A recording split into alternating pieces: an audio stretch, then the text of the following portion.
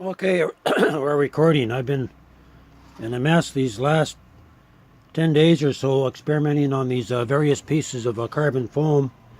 The first pieces that I was able to make out of bread, I can actually form it into different shapes. It's very dense, tight porosity, but the only drawback on this one, it's not a conductor. I can't even measure the ohms on it. But I have been able, since yesterday, to alter that to make it more conductive. And lots of you might be thinking about what application can this be used for. And now that I can alter the conductivity, I can make a battery or make a super cap. And but unfortunately, you still have to charge these batteries. Doesn't matter how good they are. And after researching a little bit of John Hutchison's work on crystal batteries that do not need charging, they're self-charging, and what he uses for electrolyte is a combination of Epsom salts, Rochelle salts, a little bit of doping agents, no salt, and I like to be able to replicate that formula and use be able to dope the front and the back of these cells. And as you know, if you enter batteries and supercaps and stuff like that, the power is stored in the electrolyte itself. And how these crystal batteries work, as far as I understand, is that they form a certain vibration. When the crystals combined together, they form a vibration that taps into the vibration of the Earth's frequency. So it actually opens up a door to the 0 point energy. And like he's demonstrated this, he's had batteries running for years, and so it has been quantified. It does work. And a few weeks ago, I had a dream, and I didn't understand the dream, but I saw a new type of power cell. And like if you had something the size of a large suitcase, and I seen these power cells, they were 3-inch by 16-inch. They could be varied, but they were a power cell made up of various cells made out of carbon foam and out of the conductive carbon foam. And in the crystal salts, the smaller batteries seem to work the best, but what I saw is something about a 3-inch white PVC casing, and the cells were inside. So they'd be like a dry cell, right? But these cells you could actually put in to the suitcase from the top down.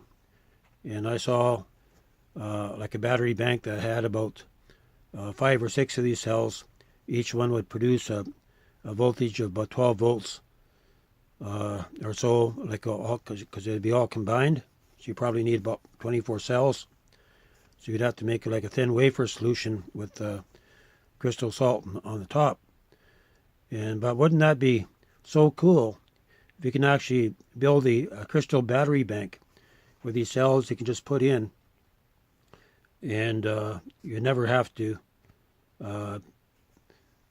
they work in tandem with the rest of the battery bank, and also work independently, where you can actually pull these cells out and take them with you.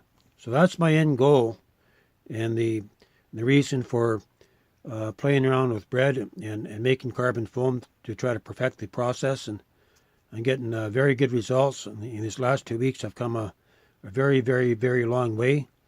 And there's no one else out on YouTube that's, they're making burnt toast, but they're not making a reformed carbon foam, right? So I can make flat shapes. I can make rods, whatever shape. You just have to cast it, and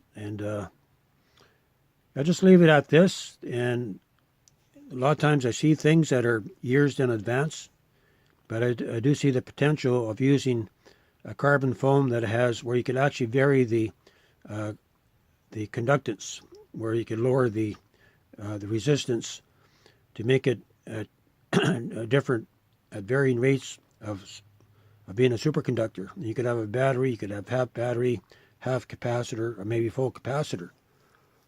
So you can make these cells like that. Even without the going for the end goal, I would have to try it, but I could use standard electrolytes. I'm going to have to experiment with that first. Doped onto the both sides of the carbon foam, just as a learning curve. But I know the end result, and the way God has gifted me, I can go from A to C and skip B. I've already seen the the results. I already know that they're going to work.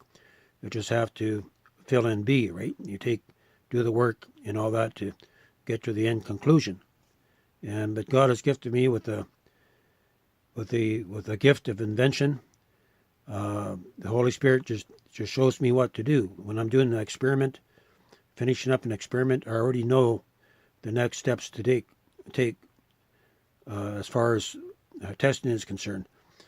But now that you understand my vision, I hope that you work with me, help me on this. 2 weeks ago, I was just an average person where I only knew average things concerning the battery, right? How to, charge it and take it out of a car and change it out and things like that. But in these past 2 weeks, I've gone through a very intensive learning curve. I probably put in 50, 60 hours of testing already. I can show you all the pieces that I've made so far. This is just a sampling. And this is the last piece of carbon foam that I made yesterday. It weighs 90 grams. This is non-conductive.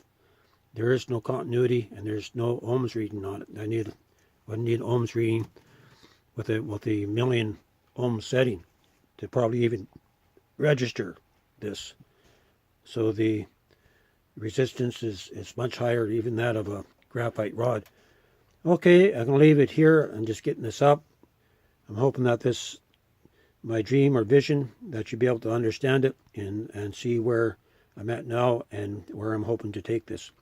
This is Joshua Taylor coming to you from here in Hope, British Columbia, Canada, and how you can make your own carbon foam, whether it be insulated or whether it be a conductor.